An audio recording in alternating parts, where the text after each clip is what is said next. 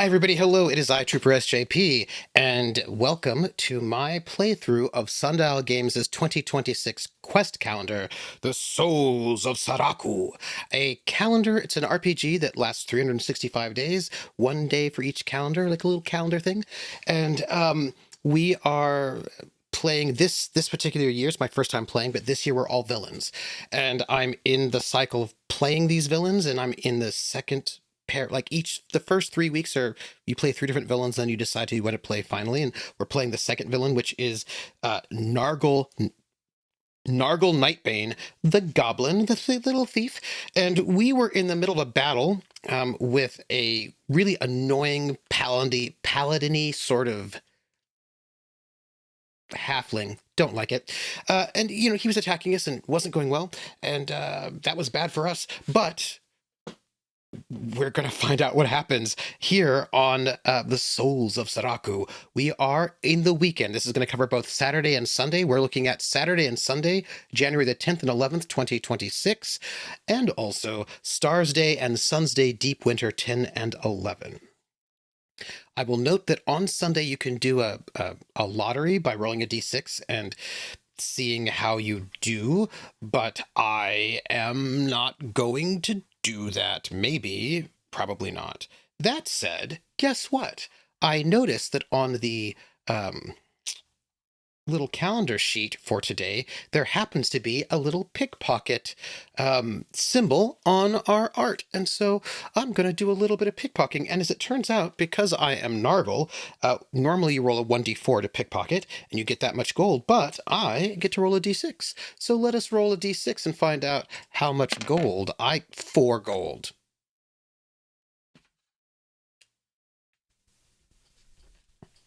We're rich. We're rich, everybody. I'm going to just... But let's do our quest for today. Before Tobin Goldleaf can strike the final blow against me, Gorlash the Merciless steps forward to challenge the hero. I watch as the two warriors clash, steel ringing against steel. Gorlash holds his ground, matching Tobin's strength with sheer ferocity. But the battle turns against him, with a final devastating strike. Gorlash falls.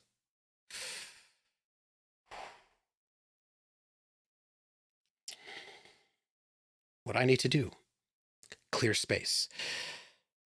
D20 plus defense. Goldleaf turns away, clashing with another foe, leaving me to face the battlefield alone. Love is a battlefield. Gorlash lies, injured, amongst the chaos, his gaze locking onto me. He extends a hand, his final command unspoken, but urgent. I must reach him through this storm of battle. Okay, this is a d20 plus defense, and I have no more bonuses, but here we go. I roll a 19, and my defense is a +1, so that's a 20. I'm learning something about my little goblin. If the result is 15 or more, I cut a bloody path through the fray, striking down all who would dare stand before me.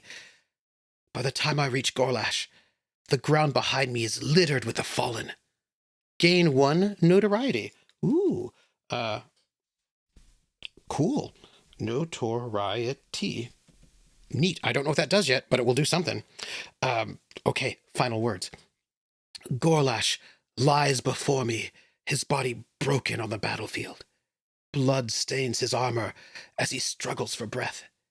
His gaze locks into mine, filled with urgency. Get to the castle, he rasps. Shut the gates. Lock them tight. Do not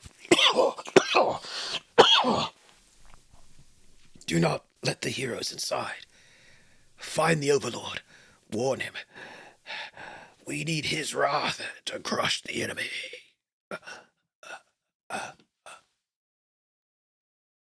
He pushes a satchel toward me. Here, you'll need these. I gain 1 health potion, 1 combat tonic, and 1 dragon's fire. what do those do?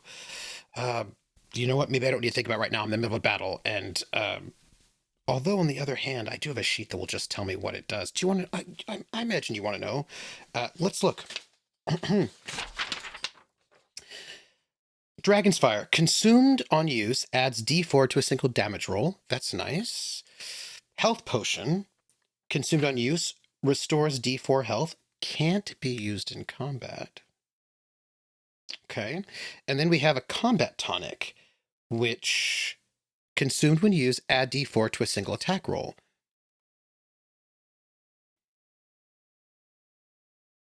Okay. This is good. Rule. See your inventory sheet for a description of what these consumable items do. I already did it. Jeez. All right. So we have two choices now to end this session. We either end his suffering or we let him die alone. I kind of feel like Nargle, who wants to be the king of the goblins, is the kind of person who would end his suffering. Goldleaf's strike has left Gorlash barely clinging to life. Though he can no longer fight, his pride will not allow him to beg for mercy. If I do nothing, he will bleed out in agony, his final moments spent in suffering. I grip my blade, and I deliver the final blow, granting him a warrior's death. His body will not be left for my enemies to desecrate. Gain 1 notoriety. I have 2 notoriety. I don't know what that does. I don't know what it does, but it clearly does something, and whatever it does, I'm here for it. But that is also the end of our weekend, except that on a Sunday, which would be tomorrow, but this is combined, we can roll the lottery. And you know what? I wasn't going to do it. I wasn't going to roll the lottery, but I will. I'm going to do it. Let's roll the lottery. We're going to roll a d6. For the lottery, we just... the Sunday lottery, we roll a d6. Let's roll it. We roll a 4, and a 4, we gain 2 gold, which means Nargle has 7 gold, everybody. I mean, clearly this is a sign. A sign that I should be playing more Nargle. That's right, folks. I'm going to play more Nargle, maybe. Well, I'll be here tomorrow. Well, not really tomorrow. If you see this on Saturday, you'll see me on Monday, won't you? So on Monday, I'm going to go and play Nargle. We'll find out what happens in this battle. We'll be able to get to the gates and warn the Overlord. Well, the Overlord doesn't seem to be very polite. You know what? It's fine. Don't worry about it. Like, subscribe, comment. I will see you all on Monday for the continuation of The Souls of Saraku. Bye, everybody.